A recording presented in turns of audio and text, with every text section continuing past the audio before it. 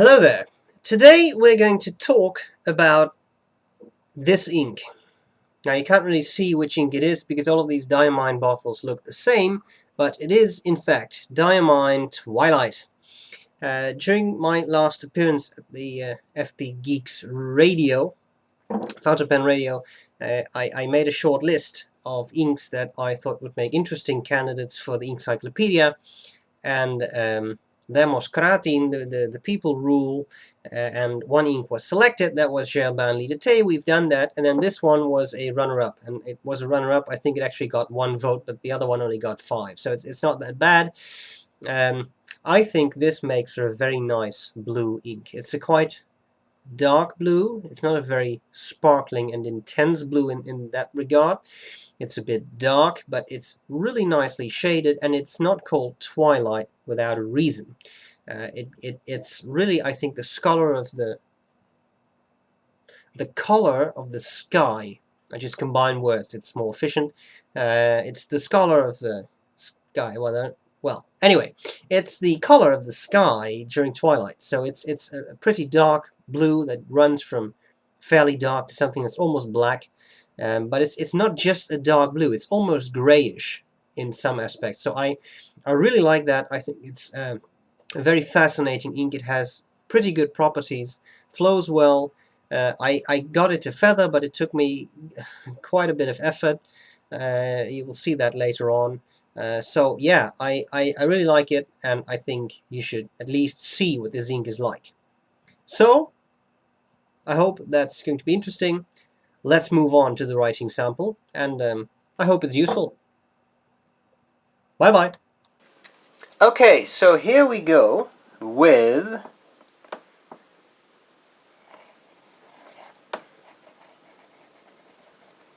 Diamine.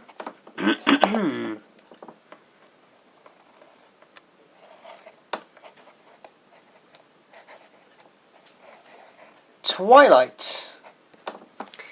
Let's start by just going through the different nib sizes. Here we have an F.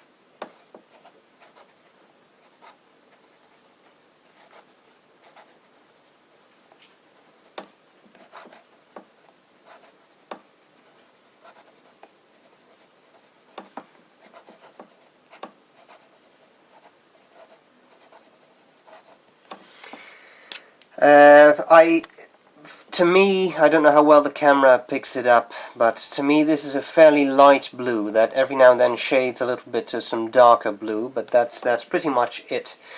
Let's have a look at a medium nib.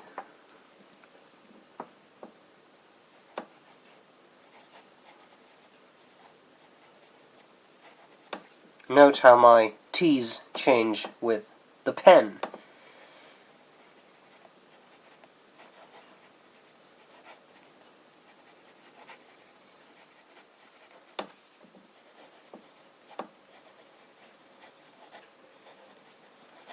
The blue seems a bit more intense here, a bit more saturated.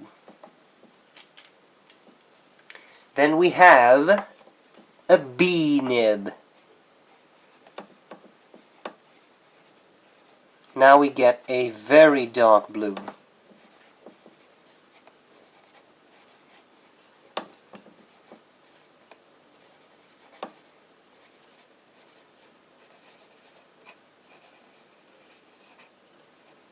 Whoops.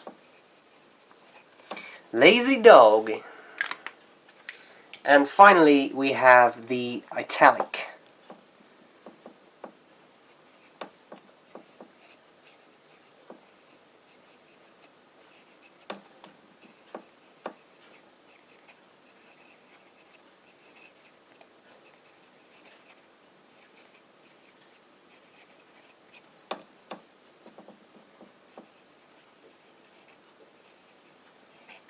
So here too we have this very dark blue, but I think you can also see some of the gray in there. When we're talking about colors, let's do a bit of a swab test-ish thing with the 6mm Pilot Parallel. I do a first pass. So we have a 1, a 2, and a 3. 3 passes, but this is still a bit too wet, so I will come back to that in a second. Let's do some more writing. Let's take a look at some flex. So here I'll just write down the F for fine, but also the F for flex.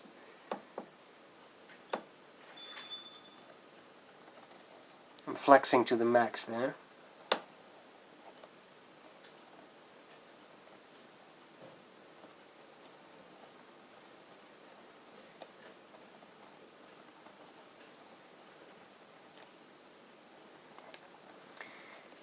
I was just going to say, you see how nice of an ink flow this ink has, and then it started to railroad. But, you know, with a flex pen, this is what happens. You are, of course, using up a huge amount of ink here, so it's very difficult for the feed to keep up.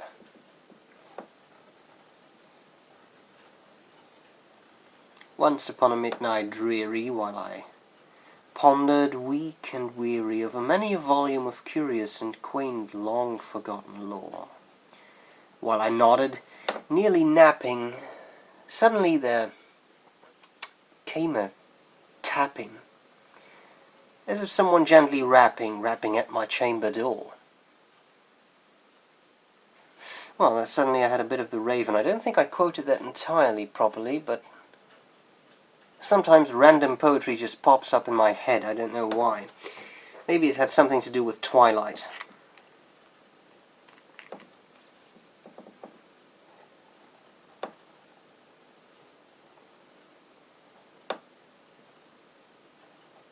Fine, although actually more flex than fine. This would be fine, these little dash things I'm doing. Okay, well, let's have a look at medium.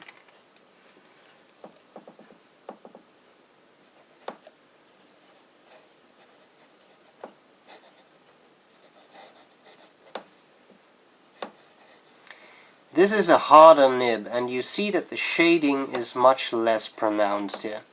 That's not to say it's a bad nib, it's just a little harder.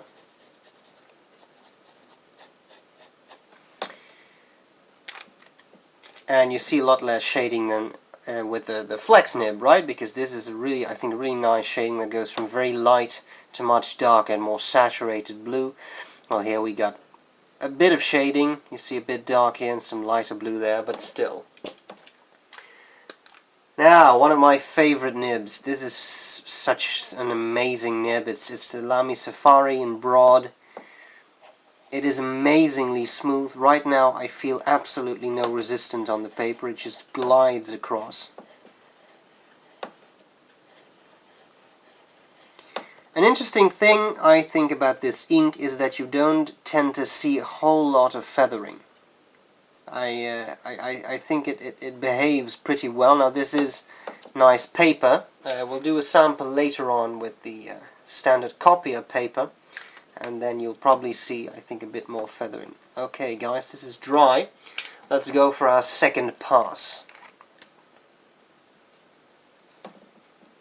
Second pass! We need a song for this. Preferably by someone who can actually sing. Okay, so I'll leave that to dry, and I'll return to that later. Because first we have the italic. I didn't write down Broad.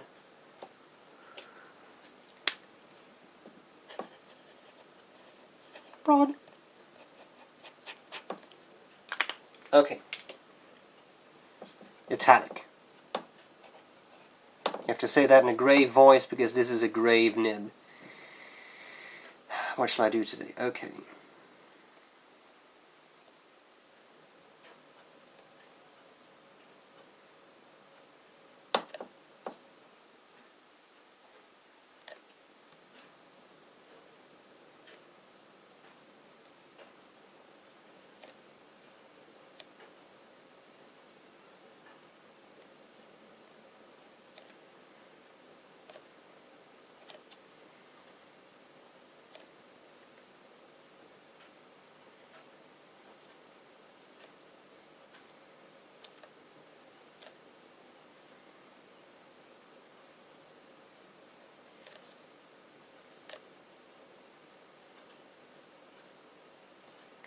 'Tis the wind, I muttered.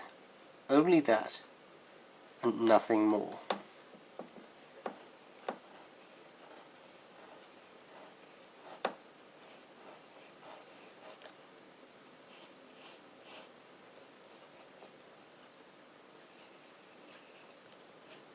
Italic. Right, so here we definitely see some shading, I think. You see here this very beautiful, nice, deeply saturated dark blue. I really love that. It's almost towards grey, I think, in this area. A very dark and saturated grey, not a light grey. I really love the ink. You can see that in these samples too. It's you know, okay. Another ink I love. What about this? Looks dry to me. Not really there, but the biggest part of that is dry. So here we go again for the third and final pass. Now, I mean, seriously, just look at this. Look at how this is just one pass. Look at how this goes from I won't say a very light, but a much lighter blue to something that is really moving towards black. Really dark blue. This is Twilight. I mean, look at the sky with Twilight, and this is the shade of color you'll see. You'll see this towards the horizon, and then as you go up, it just gets blacker. I absolutely love that. I think it's a fantastic shade of ink, especially in a broad nib or a nib that has some flex to it, some springiness. Really nice. I really like that. Okay, well, we have two more tests to do. First of all, waterproofness.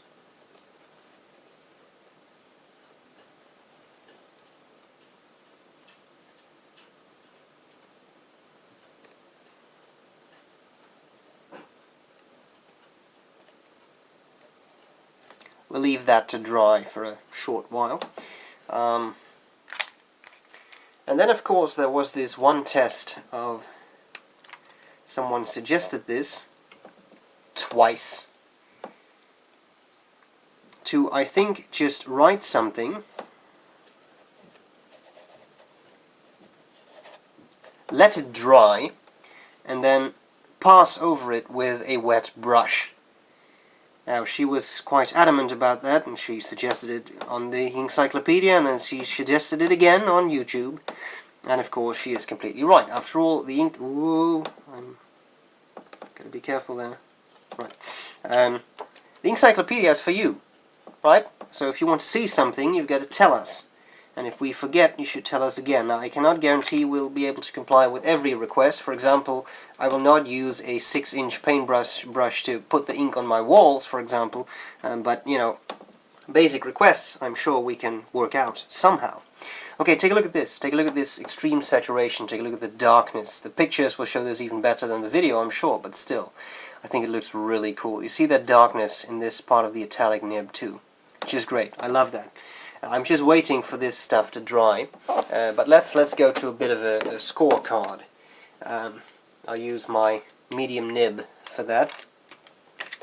So what do we got here? We have, as to color, well, we have a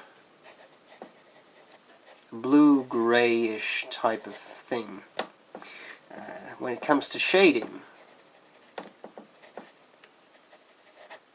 well, clearly it will depend on the nib you use. How springy is it? How broad is it? But I would say that the shading on this ink is very good. Now, if you take a look at some of the other inks we've checked out in the Inkcyclopedia, here we have Lidate. You see this amazing shading here. Well, you don't really see that here, although it is very good. But I would personally say this is a very subjective thing. I would say that Lidate shades a bit better, although this has a fantastic color overall and it does actually shade. But you know, when you try to, you know, classify it, I would say this is a very good. Flow. Well, once it flows, I think it's very good. I didn't have a lot of skipping with this or anything like that. I don't really recall having any Diamine ink that actually skips, but still. Feathering.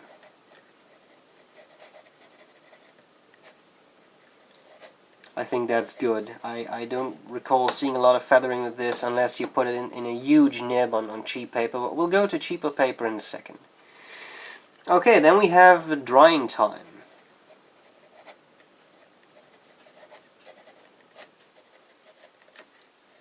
Well, I would say medium. It's not extremely fast drying, it's not insanely wet, as you can see there, but it's you know, it's doable. Waterproofness.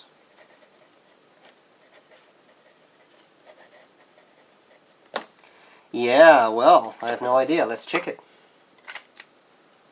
Is this dry? Oh yeah.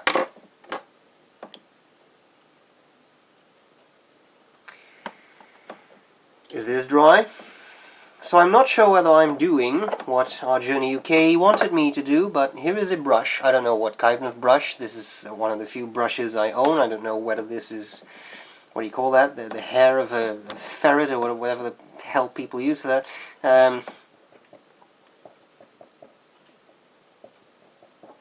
There may be some yellowish ink left on this. Well, whatever. It's just water.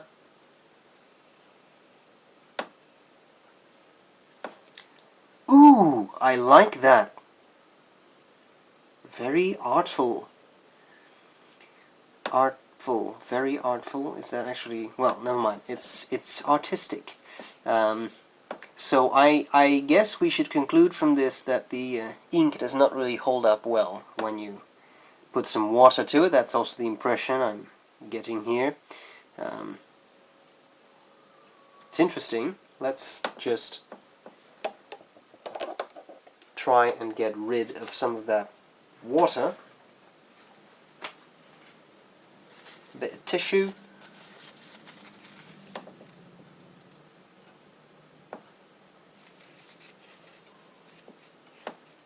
Wow, that's impressive. That's just gone. Gone. A woody kind of word. That makes no sense to you? Look it up. Woody kind of words on YouTube. The ink is gone. Waterproofness,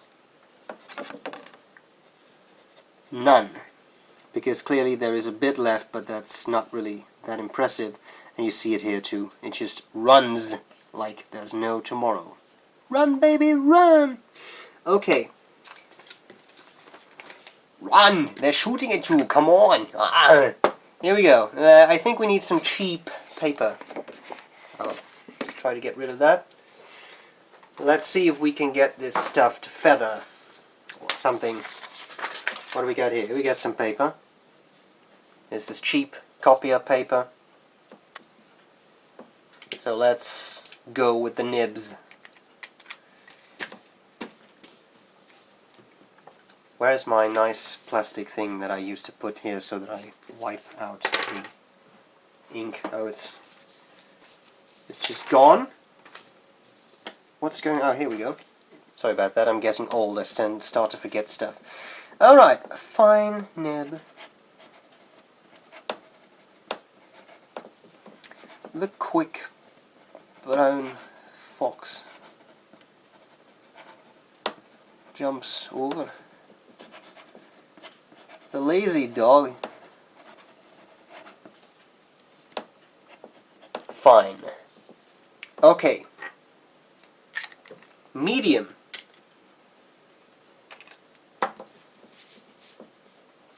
I'm sorry about shoving this around a bit, but it's not attached to a notepad, so it moves a bit. My apologies. The quick brown fox.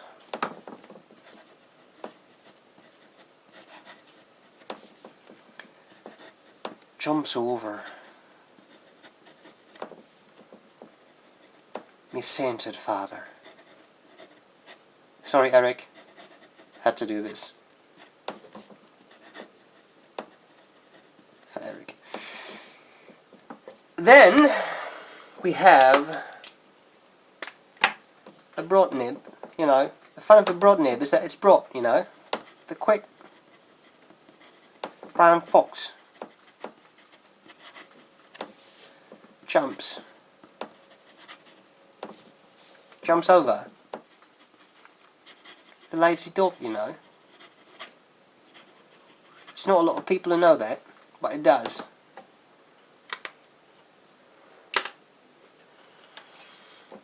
Italic. Nibbage.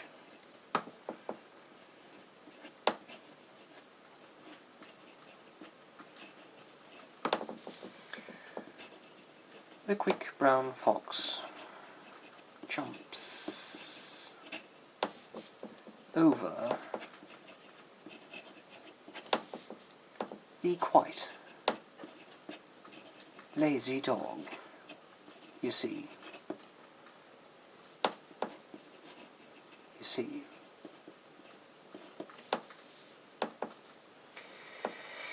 Okay, well, interestingly enough, what I do not see is the feathering I was expecting. Which is actually a good sign, of course. I mean, here we have some pretty broad nibs. I'm just seeing whether I can make this work out. I don't see any feathering. This is not that easy to make this focus and align this, but I really don't see any feathering.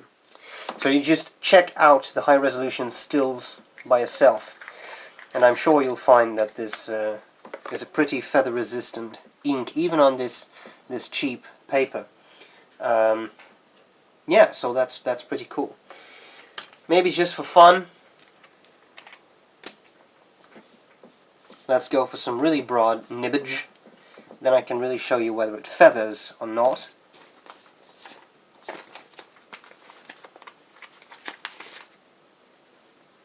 Oh yes, and maybe some flex. Let's go for some flex right now.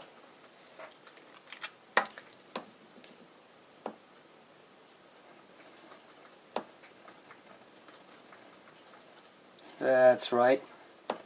Flex it, baby.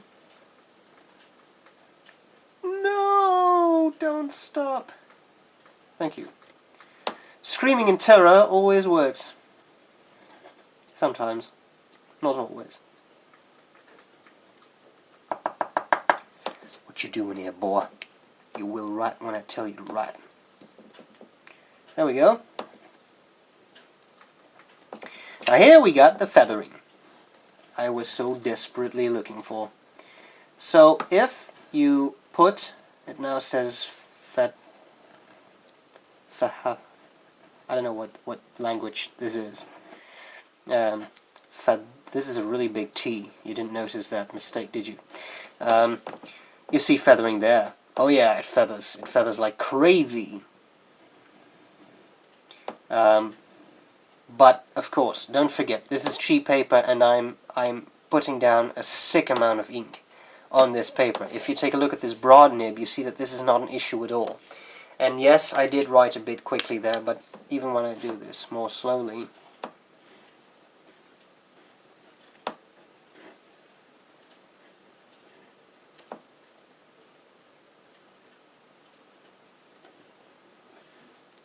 you see that there really isn't that much more feathering. You see it a little bit in some of the spots, but this is a really broad nib, and look, there we get it. There we get it. Now we got the feathering. You see how ecstatic I get when I see this feathering, because that was what I was trying to show you. So, okay. There is feathering. With a very broad nib on cheaper paper, there is feathering. Just so you know. But now I was going to do something with a really broad nib. I'm just moving a bit here.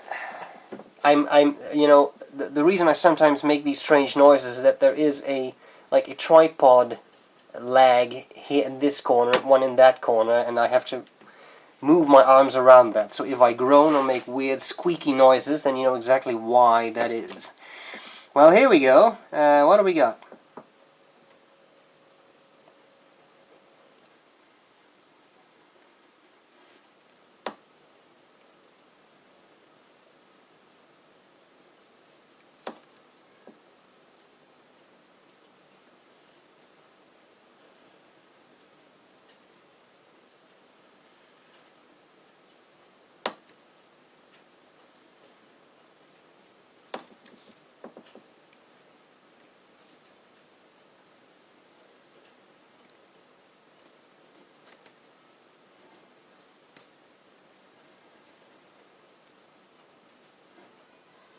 Notice how my angle was not steep enough there. It happens.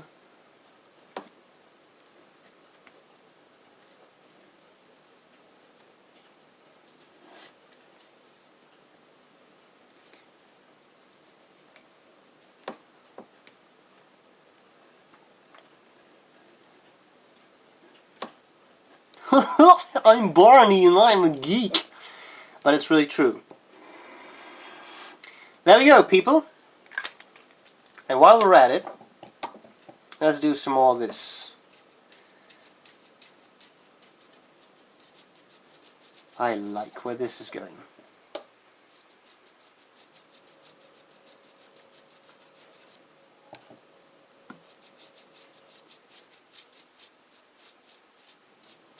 So there you have it.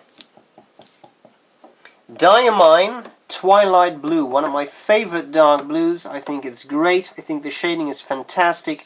We have finally shown that it can feather, but it takes quite a bit of trouble to do that. So, you know, as far as I'm concerned, this is a fantastic ink. Great flow, great color, great shade. Get it? Now, I would say. This is what it looks like.